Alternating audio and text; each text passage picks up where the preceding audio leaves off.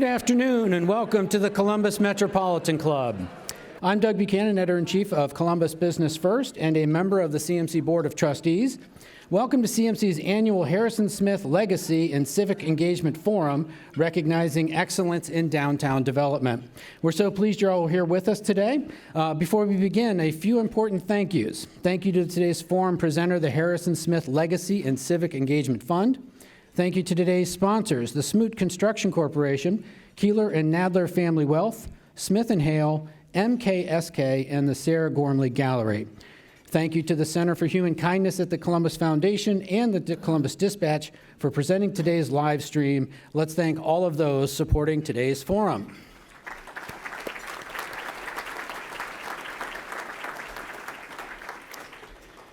Okay, the new Downtown Columbus Strategic Plan was created with the help from nearly 2,000 community members who attended workshops and responded to surveys. It outlines a vision for our downtown's core that's more livable, friendly to pedestrians, and reduces surface parking. Today, we're excited to dig into the new Downtown Columbus Strategic Plan with our panelists. And to introduce today's speakers, please welcome Andy Keeler, President and owner of Keeler and Nadler Family Wealth. Andy.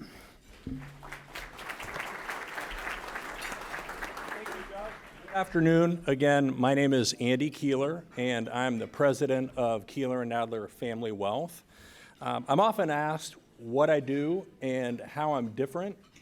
I suspect most of you that work with financial advisors will hear them opine on the stock market, prognosticate about the direction of the economy, or dazzle you with all kinds of confusing terminology about your asset allocation.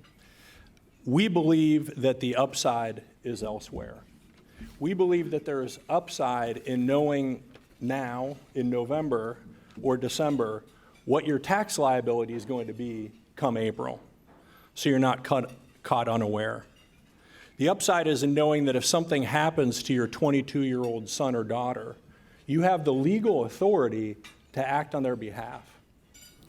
The upside is in knowing that if you are considering remodeling your home versus buying a new one, you have a trusted advisor that can help you navigate that decision. With that, today it's my pleasure to introduce this fine panel of esteemed visionaries, and you can add that to your curriculum vitae.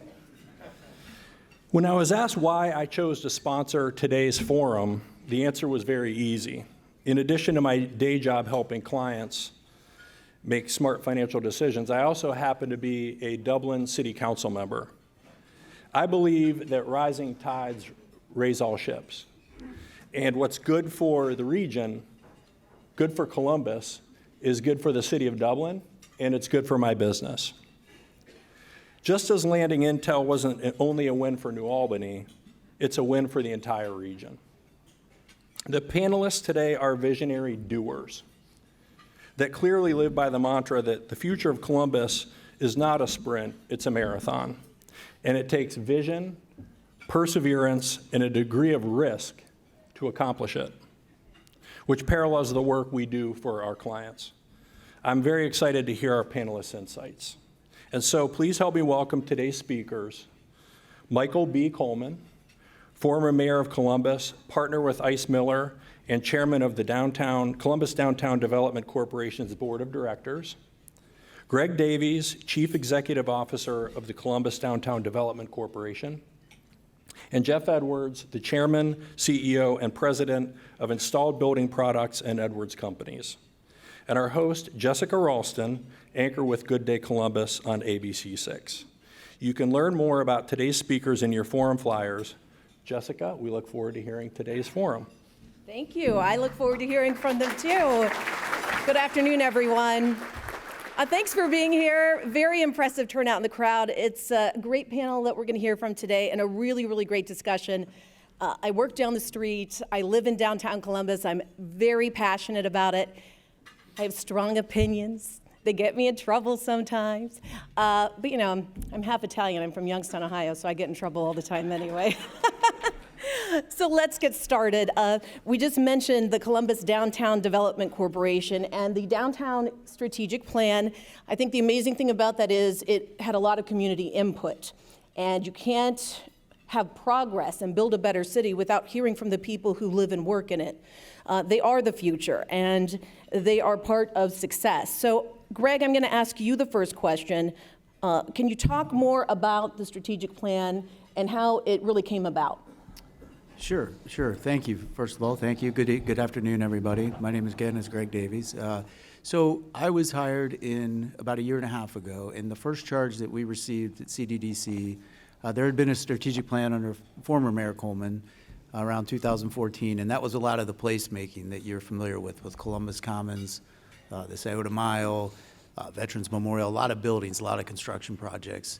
And what Mayor Ginther and the board told us was, we now have a reason to come downtown, but we need to get more people downtown. We need downtown to be 24/7. We need downtown to be accessible to everyone, affordable to everyone, and there needs to be something to do for everyone. So with that charge, our team got together with our friends at MKSK, who have been absolutely wonderful partners, and we went out and we talked to over 2,000 residents. We met with every business community, any kind of leader that we could, not just downtown, not just the city, but throughout the region.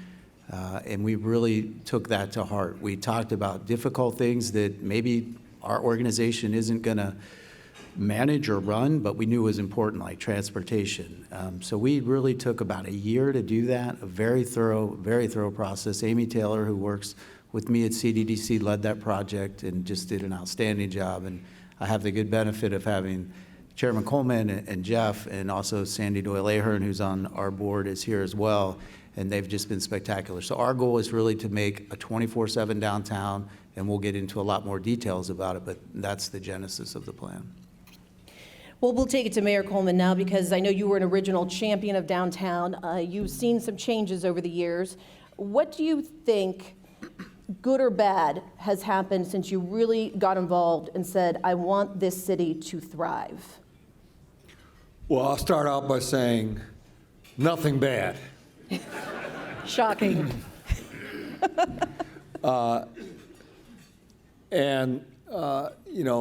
Downtown was at a critical juncture back in 99 and 2000. I can barely remember it anymore, so long ago, when I became the mayor.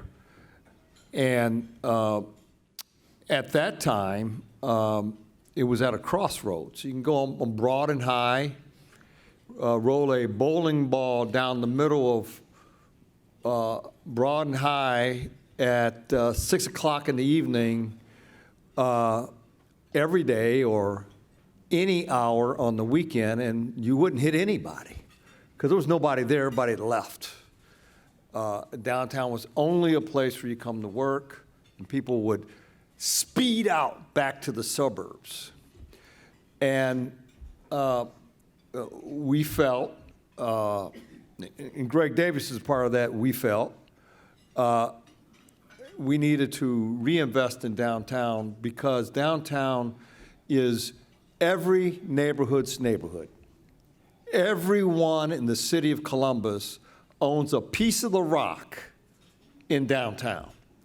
It's the one common thread, the one common thing between everybody, everything, and every neighborhood. And that is the success of its downtown. And the reason is because that's where the economy is driven by the jobs that are generated in downtown, the jobs that put money in the general fund to create a budget for police and fire and housing and rec centers. It is our living room and our playroom, where people can come downtown and enjoy each other as a community. And it is the unifying factor of our city. We have the arts downtown that we want to promote even more, right, Tom? Yes. We have a riverfront that is the best of the best in the nation now, but it wasn't always that way. We had people in our community, business leaders, civic leaders, folks all over that wanted to find a way to do something downtown. We had great doers like the man down at the end here, Jeff Edwards, who came into my office, I don't even know when it was, a long time ago, 20 years ago, 15, whenever it was. And he said, I have an idea. He said, I have a dream. I'm putting him up there, guys. And it's all coming together. Look at what he's done in our downtown. So that's a long answer to a short question, and I'll shut up. Once a politician, always a politician. Thank you, Mayor. We'll give it to you then, Jeff, because, you have to believe in a downtown to invest in it. Let's talk about goals for the future, because you're right, the city does have a lot to offer, but obviously we can do so much more. That's why there is a strategic plan. And if any of you are on social media and you read the comments people make about the things they want to see happen down here, the list is pretty long. So what do you think, Jeff, you would like to see happen here? Well, first I want to preface my comments by saying it's impossible to follow him. And unfortunately, it seems like it's happened more often than makes me feel comfortable, but I'll give it a shot anyway. Obviously, as was hinted at, there have been a lot of really great improvements made to downtown. We lack still, though currently, kind of a connectivity of a lot of those activity centers and a lot of those major improvements, whether that be vehicular or other forms of transport or even just walking. So, in addition to that, to get to and from those things that lack the connectivity, there's really a lot of times no interest. So, for instance, if Columbus Commons has been very, very successful in the River South in that area, to get from that successful area, let's say, to north into the, say, Gay Street area or into the Arena District, there's just no pleasant, interesting way to do that. And so that's one of the things that I think we really need to work on and try to improve, and speaks, even the strategic plan speaks to that. There's some ideas that have been floated around, not only in the strategic plan, but I know at the CDDC level too, about helping to kind of prop up some of the retail uses, both in terms of kind of the diversity of those retail and restaurant uses, but also kind of more inclusionary in that way, and to kind of make the numbers work for them, because it's both as a landlord and as a business operator in downtown Columbus, still, it's not, really a home run or an easy putt. So I think we're going to have to lean in that regard and try to make some of those kind of improvements too. But I think the reality, again, a long answer to a short question, downtown is the place, though, that we can't, we have a terrible housing shortage in the city of Columbus. And I say that's really the whole metropolitan area, especially in light of what's going on with Intel and a lot of the job growth we hear about.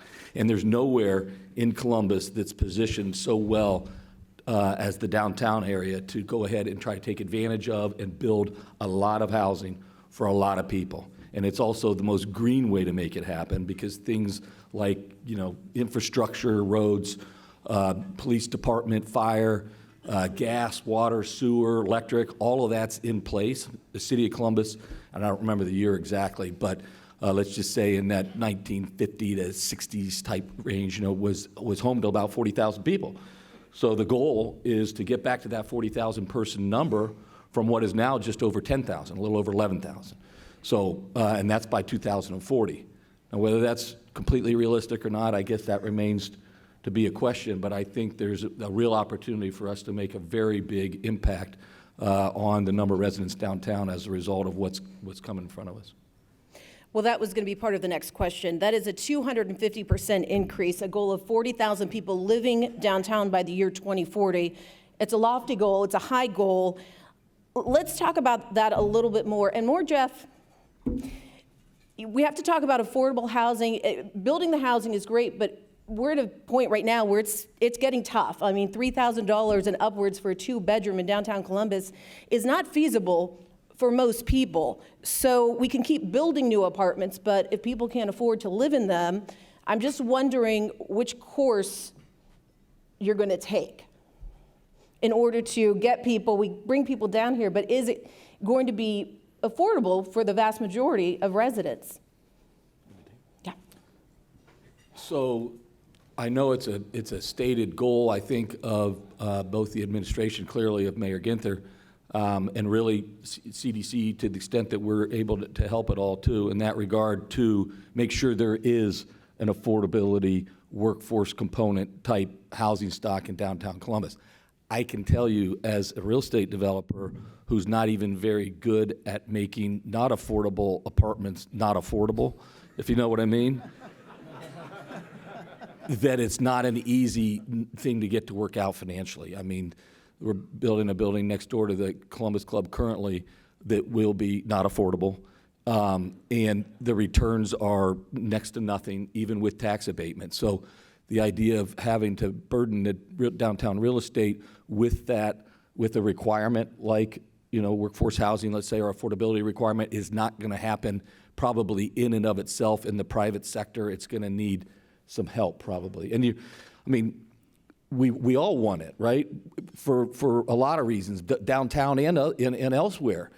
The reality is today, there's never been a more expensive time to try to build anything. Interest rates have gone the other way, and there's not a place that's probably more expensive, especially when you go up to the degree that you're encouraged to go up in downtown Columbus, that just drives costs up too. So, I'm building my personal residence downtown. I wish I knew Mr. Keeler before because he said he would have the answer for me to make that experience more pleasant than it's been, but everything costs a ton, so is all I can say. And it takes forever, so. Could I add something to Yes, that? absolutely. Just in terms of the affordable housing, that was, again, as I spoke early, that was one of the key tenets of the mayor. And we started, and we're going to be opening in October. We're building 100 units that are 60, 80, and 100% AMI, which is average median income, which is affordable workforce by any standard. And it's going to be right on Topiary Park, and we're very excited about that. We had some dollars left over from a previous program, and Mayor Ginther and the administration put in more dollars. And the whole point was, this was before the discussion got started, and he hired Aaron Prosser to be the housing czar and to do that and to work with all the municipalities. And I think now we're at this crisis moment with Intel coming where we really need to figure this out. And he wanted to put a stake in the ground that said, well, we're going to do it downtown to show everybody that can be done. And to Jeff's point, there is subsidy. And I think the city and the county and the state and others will continue to provide subsidy for quality projects downtown. And I think that they can help with parking and with all the infrastructure that Jeff talked about. But there's no question someone's going to have to fill that gap. But I think there's a willingness now to fill that gap. I think people see affordable housing not as necessarily just a social issue, but an economic development issue. We do have a housing crisis regionally where there's just not enough getting built. And then you add on top of that the difficulty of just 60 and 80% getting that met. But I think we're doing the right things to do that. I think the conversations that are taking place regionally, I think suburbs are beginning to understand the impacts of not having it. But I think we can do some more work downtown, and that's been our charge, and that'll continue to be our goal. So I just wanted to add that.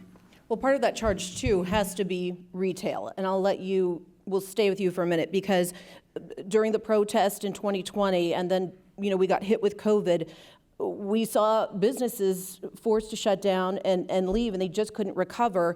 And it is disheartening to walk around downtown and see empty storefronts or see what was there and is no longer there. It's a huge part of developing the city. What is part of the plan to get businesses to come back downtown? Yeah, I absolutely agree with your statement. We have tried really hard. We started in April and encouraged all the large businesses, the governments, to bring their workers back. First of all, we need people back to work. I know it's difficult, and a lot of companies struggle to get people full-time, but the truth is downtown needs people. So the first priority then is within our control is to get everybody to come back to work.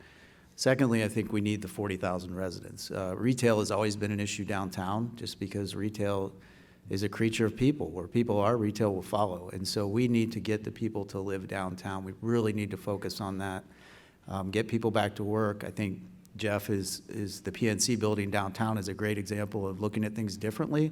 That's a large office tower that's probably seen its best office use, and it's now being converted to residential. And there's a lot of buildings similar to that we can begin to partner with developers like Jeff and government agencies and us to try to build that. That's a lot of people that could come quickly into some big buildings, and that would add to the retail inventory. And so that's really what we're excited about. We want people to be able to walk. A lot of people, grocery store is something that's not necessarily downtown. On the peninsula, if you're familiar, behind COSI that CDDC's been working on with the city and some developers, there's talk of us, we're trying to incentivize to get a grocer there. And we think that would really help, along with the work that Brett Kaufman's done at Gravity and a lot of the stuff in Franklinton, and it all just begins to feed itself, and all these people will begin to come downtown, and that's our hope. I think we can't do anything without more people living downtown. I think that's the key. It's true. Well, Mayor, one of the things about getting people to come downtown, whether it's to work, live, play, is that they want to feel safe. And what's the one thing I hear from people who live in the suburbs where I used to live is, it's not safe down there. I don't want to go down there. I don't feel comfortable. And that's not the image we want to protect. And we want people to know you can come down here and you're going to be okay. What do you think are some strategies to improve safety in the city and to let people know that this is a place where they should feel comfortable? Well, I'll start with a declaratory statement. Downtown is safe for everybody. Everybody. That's where I'll start. Now let me roll it back a little. A couple summers ago, we did have a couple challenges. COVID had hit. Downtown was vacant and abandoned in many ways. People had left downtown. Employees had gone out. And the bad guys showed up. As more people come downtown, they leave. We have, at CDDC, increased safety opportunities, working with the Columbus Division of Police and Mayor Ginther on things we could do downtown. So I will tell you, I got all kind of stories because I'm probably the oldest person in the room now. But when we started this effort downtown, the same thing was talked about then. It's going to be not safe downtown. Why are you talking about people living downtown? And the truth is, it's now 40,000. That's our goal. When back in 2002 or 3, I said we're going to have a $10,000 people goal to bring people downtown, and people thought I was crazy. Housing downtown? Why would anybody want to live downtown? Do you remember that? Who's old enough to remember that? Yes. And the truth is, I didn't do a study. I made it up on the way to the press conference. This is a study. And the study, that's a true story.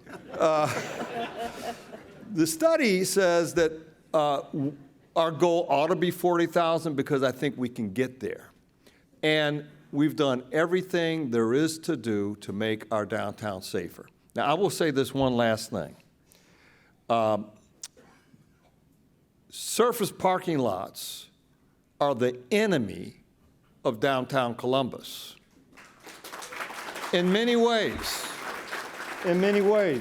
What we learned, and when CDDC started figuring this thing out, under Greg and Amy's leadership, there were some car thefts and break-in on some of these surface parking lots. Oh, and by the way, the surface parking lots are blocking us from developing the rest of downtown and more housing, more retail. And so I think, and I know the administration is going to look at this, how do you incentivize someone who's holding on to a 100-space surface parking lot to change its use from a surface parking lot, and how do you use the hammer as well? You got to do both. And I hope that's going to be looked at in time. But I think surface parking lots is the enemy of development downtown in many ways. And we start eliminating some of that, putting good buildings and good retail, nice housing, affordable housing. That perception will change. Good answer. Thank you. All right. Jeff, well, speaking of, just off the cuff, surface parking lots, you're developing there, right, on High Street near Gay, putting up a building that's going to get rid of a big surface lot that's kind of like a gaping hole. Is that your project? Yes. Yeah. So there's one lot, Mayor, that will be gone. So one less lot in the city. Yeah. Let's talk about what I think is the third component that I hear most from people, neighbors and friends, is obviously downtown, it's transportation. People talk about a light rail system. They want something, some lofty projects. Big things would need to happen. That's open to any of you in terms of improving transportation downtown and what you would like to see happen, and what would probably be the most successful for everyone.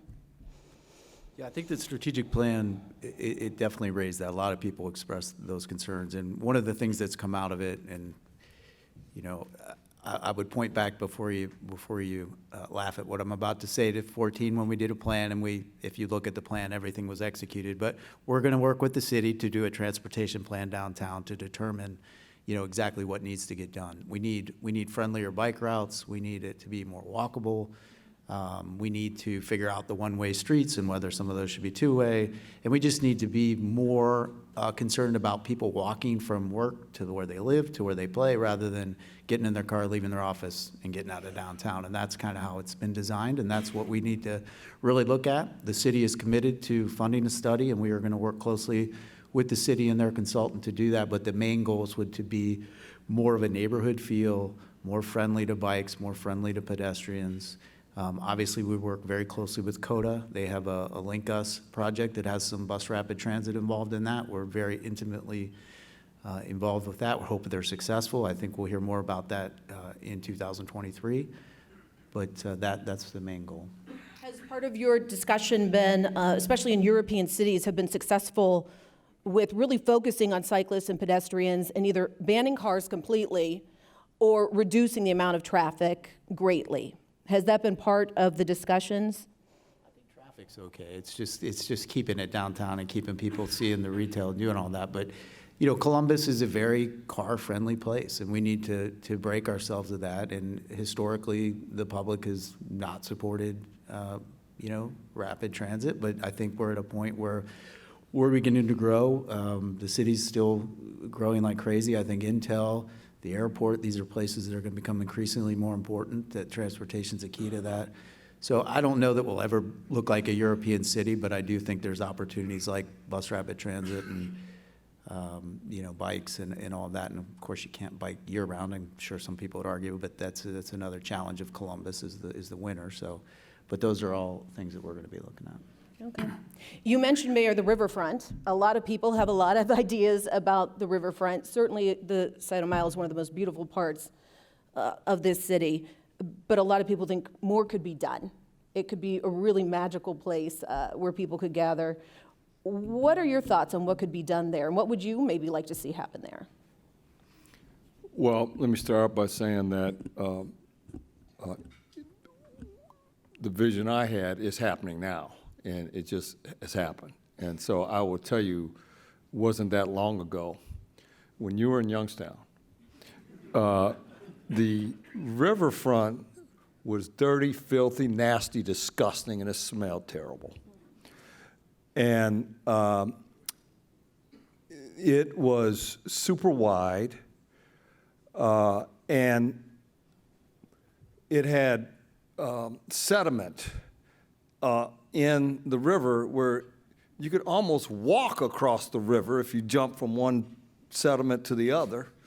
I mean, it was, and you see dead fish around and trash and grocery carts, and the smell was atrocious. And of course, nothing could happen. Under CDC leadership, it's all been transformed to a place we call Side Mile. And so don't take for granted what has occurred thus far, because it is an incredible transformation from where it was to what it is today. Next steps is to see how the riverfront can connect up with all the other discussion about the riverfronts that embrace other parts of the community and how we all work together. Am I right about that? And it's called the Five Thrive or the Thrive Five. What's it called? Rapid Five. The Rapid Thrive Five. Just change the name. The Rapid Five is the Rapid Thrive Five. For each one to work, it has to thrive with each other. Rapid, yeah.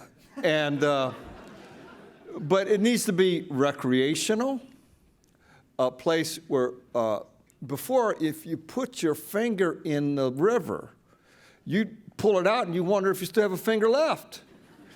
Now you can fish, now you can boat, and we need to do more things on the riverfront.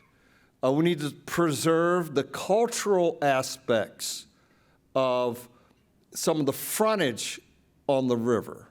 You know, and I looked at what happened in Chicago. Rather than put a bunch of apartments up on the riverbank, I think it's a place where the community comes together, the cultural riverfront. And I think that's where it is today. More cultural opportunities on the riverfront, right, Denise?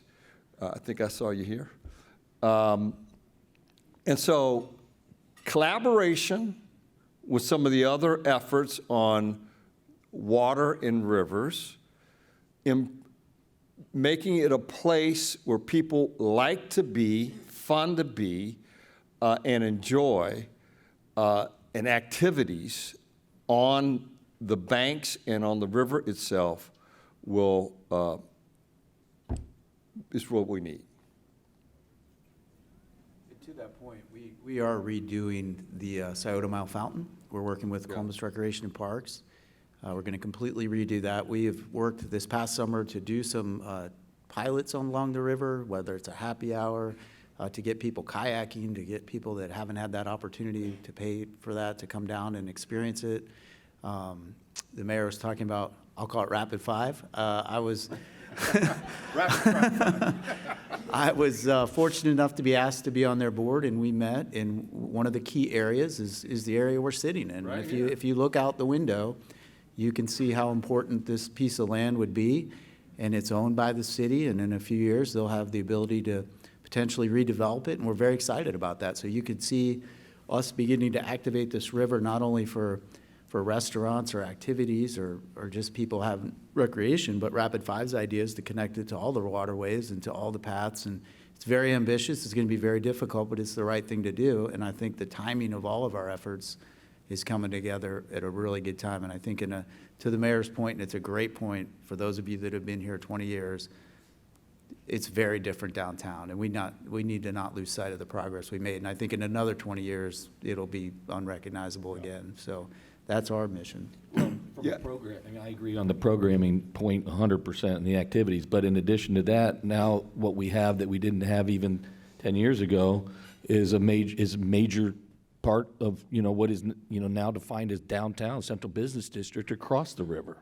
So, before, there really wasn't, reason's not the right word, but there wasn't a lot of, kind of traffic across it. And when I say that, population base that are going to use the central business district and vice versa, it just was more separate than it is or needs to be now going forward. Now that, whether I happen to agree on the exact timing on what happened on the peninsula or not is irrelevant.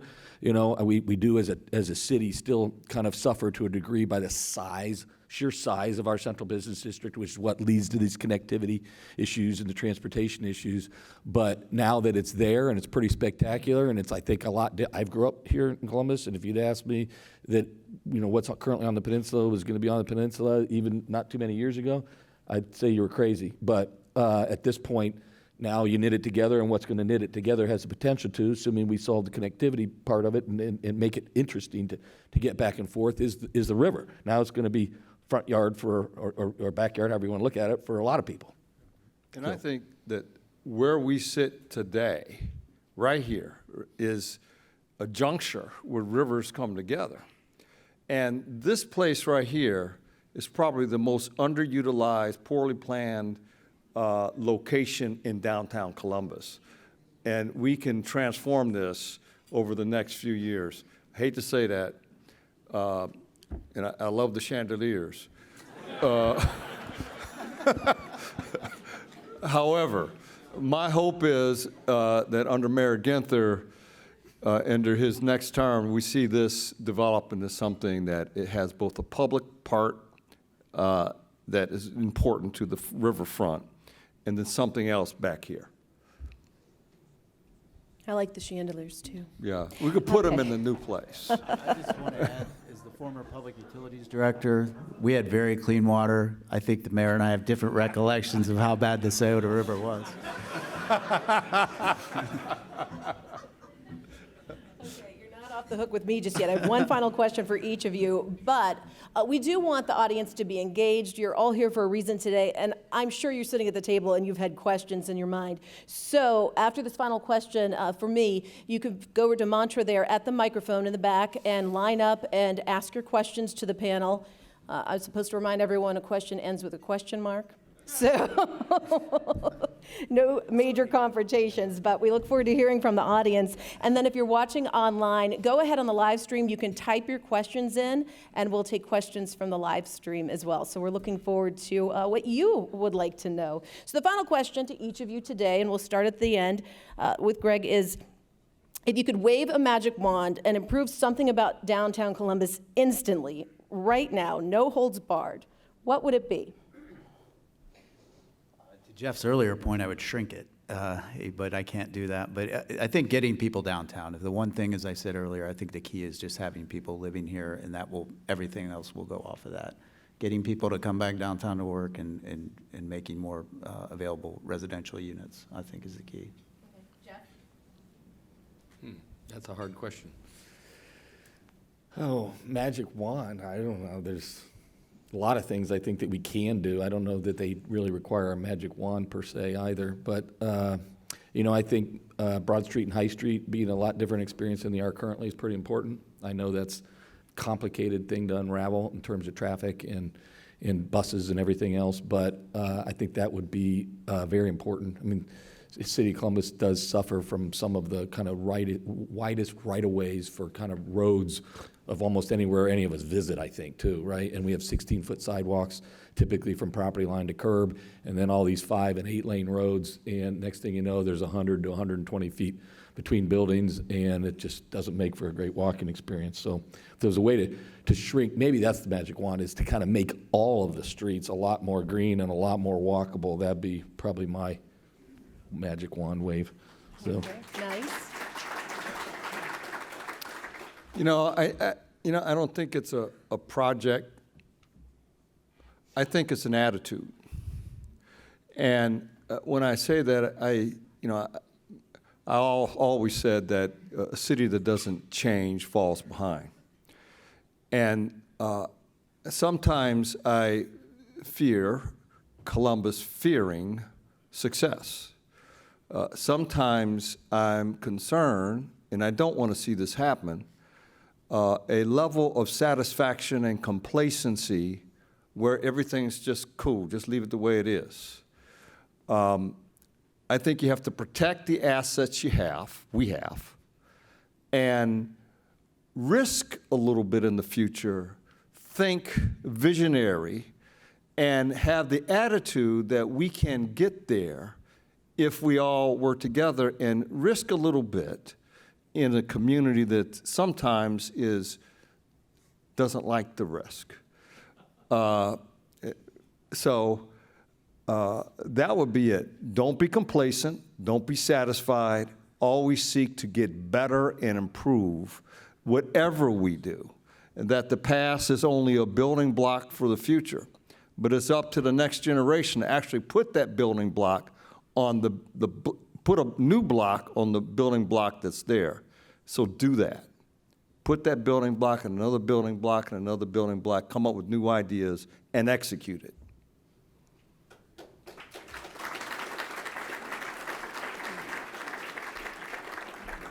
All right, it is CMC's longstanding tradition to take audience questions. Mantra Moody with CMC is curating your questions from the live stream audience today as well. For those of you here in person with us, please, if you want to get up, please do not be shy. We're not shy people. Go up to the microphone and ask your questions. What do you have for us, Mantra? All right, thank you. And thank you for our panelists for being here.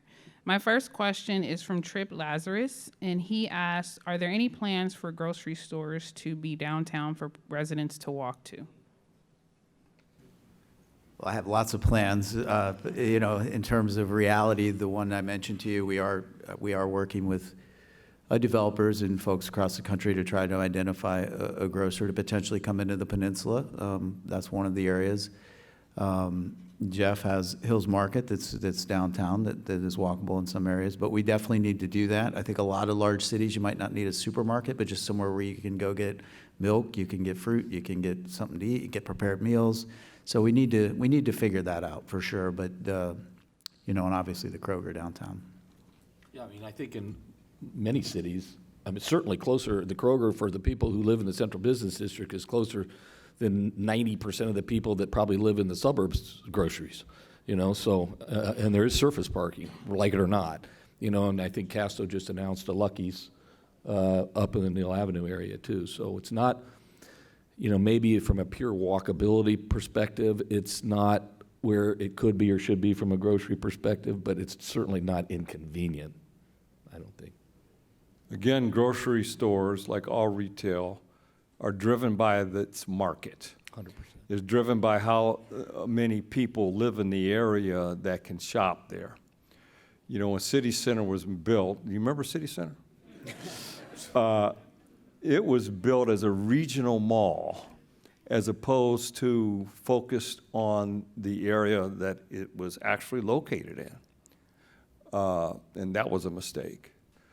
And grocery stores are going to do that. They're going to look at what's in the area, how many people live there, how many people can buy stuff in their stores. So again, residential goes back to residential and affordable residential. First of all, I want to thank the panelists for addressing one of the most critical issues that we have in the city with affordable housing. My wife and I have been affordable housing providers in the Columbus area for 20 years. And over that period of time, we've seen the term affordable housing turn into an oxymoron. And that's very, very daunting. It's very disappointing to us. Right now, it is very challenging, and I appreciate the efforts those of you on the panelists are doing to increase affordable housing and housing in general in our region, but that's going to take time. Right now, today, I have residents that are struggling to make payments. The very last thing I want to see them is becoming housing insecure and potentially even homeless. In fact, it's gotten so bad that my wife and I are establishing our own nonprofit because we've worked with Impact, we've worked with a lot of the other safety net agencies out there, but everybody's running out of money. My question to you is, while we are developing the infrastructure, which arguably would have been nice to have started about 10 years ago, what can we do today to provide safety net support for the vulnerable populations? For example, my wife and I support the justice-involved community, which are returning residents coming out of prison. It's very difficult for them to get housing and to get jobs. We've also supported veterans and other disenfranchised communities. What can we do today as a community to be able to develop resources for these folks now so they don't face homelessness while we are following that goal and trying to achieve that goal of more affordable housing in Columbus? Well, I don't know if we have enough time to answer that question properly, but, I would argue, having worked 20 years at the city, that the city and the county and others are doing that there are a lot of programs designed to do what you're saying. I agree it's not enough, it's never enough, but it's a matter of resources and choices, and I think the choices are beginning to change more in the direction that you're describing, and I think it's going to take a little bit of time. I do know a lot of the CARES Act that came from the federal government, the county and the city, they use that for some of the resources you're describing. We have a great homeless shelter and system, and again, not enough. I'm not going to argue that, but I do think this community takes that very seriously, and there's a lot of efforts towards that, but I don't think we're unique across the country in terms of maybe being not having enough resources for that particular thing. But as I mentioned, we're building a 100-unit affordable unit. I know there's other private developers that announce stuff downtown, developers like yourselves that are doing things. The state has programs with LIHTC and others that they're trying to do, but I think the need far outweighs the ability to provide that. But I think we're doing what we can. I can't answer that to say we're going to do it tomorrow, but I do think the community does a decent job of addressing that. I'd go a step further and just say pay a living wage. But that's incumbent upon everybody in this room, right? Because if you fix housing, then it's medical care. And if you fix medical care, then it's transportation issues, or if food insecurity or something else, right? It really comes back to that. But I don't think, I'm positive that the whole world, the whole community in this instance has the stomach potentially for that, but that's really what it comes back to, right? Question. All right, Nancy Nanny asks, are there any other cities in the U.S. or elsewhere in the world that provide some useful models for Columbus? I know all of us have looked at this, and the answer is yes. Many cities in the nation and around the globe are examples that we can look at. I was in, a long time ago, I was in San Francisco. And in my first term, and noticed this park that was there and had water features. And I noticed how everybody just congregated in the park. And that notion said to me, you know what? We need more green space downtown. So let's go look at what's now called Sotomile. Toronto has, and Montreal, and Austin, many cities have done, Nashville, have all done some pretty neat things. Now they're starting to come to Columbus and look at us, by the way. That's a good thing. But I think we could take examples from other cities and adopt them here. Even Detroit has done some really neat things in its city that we have and can adopt. So there is not one city. Every city has a little bit of this and a little bit of that. There's only one city that has it all, and you're in it.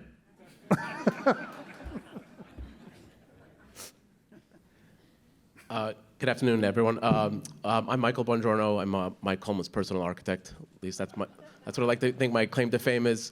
I've got a question for the three of you gentlemen that is either going to be a hard question to answer or an easy one. Noting, you're very visible leaders with a platform in this community. As a moment of inspiration, tell me, each of you, in 5 words or less, what your tagline is for what you believe the potential of downtown to be. Like, what's the North Star you live by, and that you lead with, and how you think that's going to drive downtown forward? That's a hard question. I would expect that out of you. 5 words or less. Well, I'll go last. Let me think about it.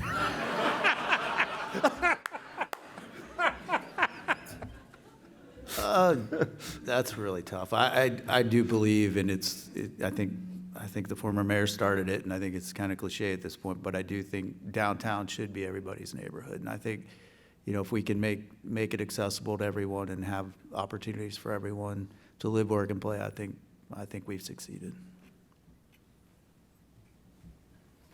Maybe just unlimited opportunity. Right? This is where surface parking lots actually going away, but being there. First of all, we'd all love to have had the buildings still be there, but now that they're gone, they've also provided kind of an unlimited opportunity to do things like create green spaces and things that in other cities you wouldn't have been able to do. So, I can't add anything more than Greg Davies' quotation of me.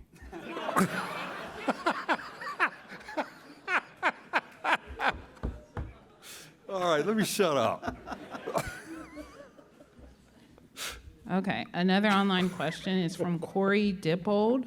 And this person asks, how much does tourism play into the planning of downtown?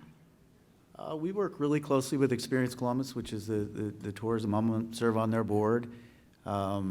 It's huge, and I think that feeds hotels and feeds a lot of the retail that we're talking about. And again, we need people to be living here, coming here, working here. We need everything to kind of work together. We need the airport to be great. We need all of our services to be great, and I think we'll continue to attract people in large numbers. We have two great opportunities, if you're not familiar, but the PCMA is coming next month to Columbus, which is the second largest conference in the country. And then in June, the U.S. Conference of Mayors is coming, which mayors from all across the country will be convened in Columbus. And those are two great opportunities. We're going to show downtown off in both of them. The new Hilton is another great example of that.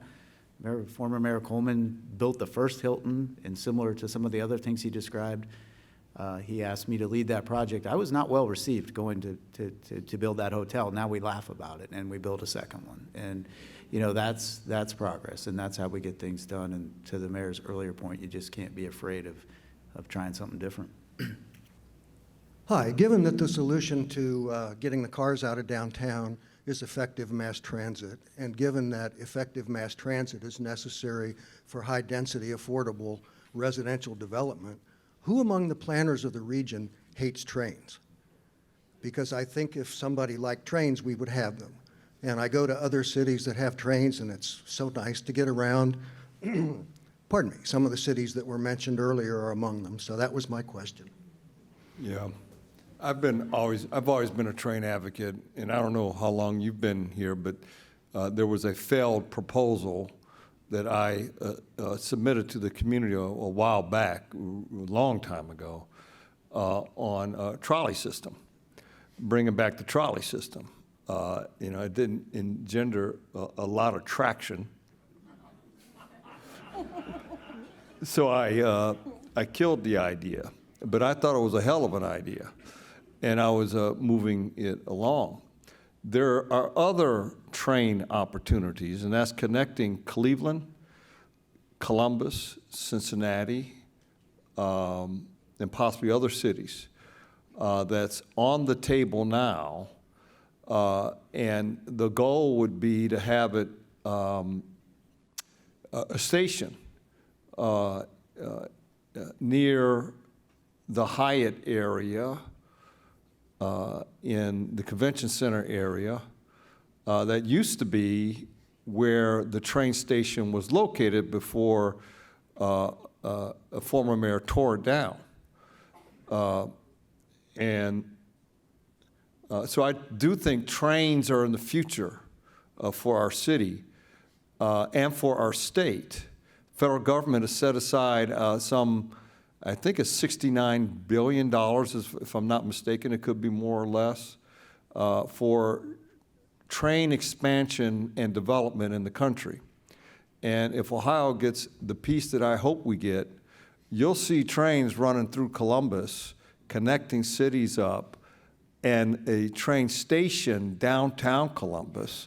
And imagine people coming from Cleveland, which they already come anyway, right? Come from Cleveland to Columbus to shop at grocery stores downtown on a train.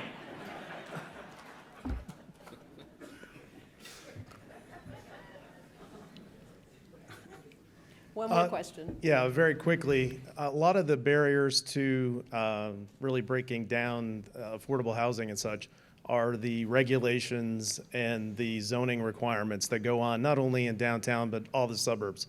Is there any movement to tackle those collectively as a metro so that we can build more homes outside so that more people can move into downtown, into the suburbs, and just keep the flow of people into the city? Well, I will say that Mayor Ginther is, to his great credit, is evaluating and proposing a new zoning ordinance over the next period of time here. And, you know, Columbus's zoning ordinance, we've got some zoning lawyers in the room. I'm not going to point you out. You know who you are.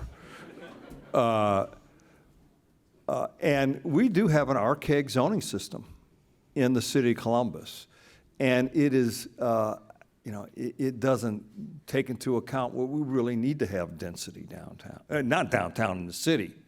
We need to think differently about development. We need to think differently about transportation throughout the city. We need to do things differently going into the future. And so I think the new zoning code, as it evolves over the next year or so, when is that coming out, you think? With 23? 2025. 2025. It's very complicated, and but I'm confident that it's going to address some of the historic problems we have in zoning in the city of Columbus, get the right kind of development in the right kind of ways in communities across the city. Now, as it relates to other cities and other areas in the region, I don't think there's a discussion on zoning, but there is a discussion on shared responsibility. The shared responsibility of housing, providing for the poor, affordable housing, collaboration on development. All those things are on the table for serious, not on the table, they're actually talking about them. Not stealing from each other in terms of jobs and opportunities. All those things matter on a regional basis. And those things need to be solved as well. And not all the responsibility needs to be in the city of Columbus, a big bulk of it needs to be. But we need to share it with Dublin, New Albany, Grove City, Hilliard, everybody working together as a region to solve these regional problems that we have. And that's happening as we speak. And we have our development director here and chief of staff here who works on that regularly, daily. Good stuff, Mayor. Nice. Well, I just want to say, I've worked in TV news for 25 years now. I'm from Ohio, but I've lived a lot of places. And I've lived in places where the downtown is almost obsolete and desolate. And to come here, I've been here for 7 years now, you don't know the gift, and I like that you brought that up, to appreciate what we have and how far the city's come. From an outside perspective, the gift to see construction cranes and development happening. Because if you've ever lived somewhere where nothing's happening and buildings are being torn down and you know nothing's going to ever replace it, at least not for a very long time, that's why people leave. So this is a gift, to see all these minds coming together and fighting for a bigger, better city and working together to make that happen is something really special about Columbus and part of the reason why I love living here. So thank you. And thanks to all of you. We'll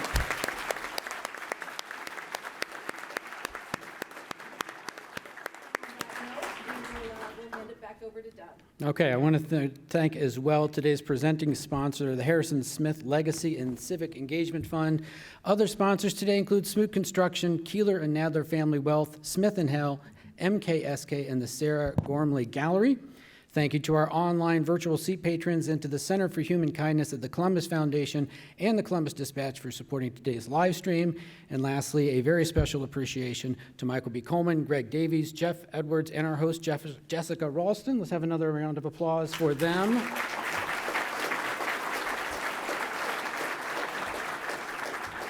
Please make plans now to attend our next forum on December 14th. It's about the nationwide origin story and why it matters today. We'll see you then. Everybody, have a wonderful rest of the day.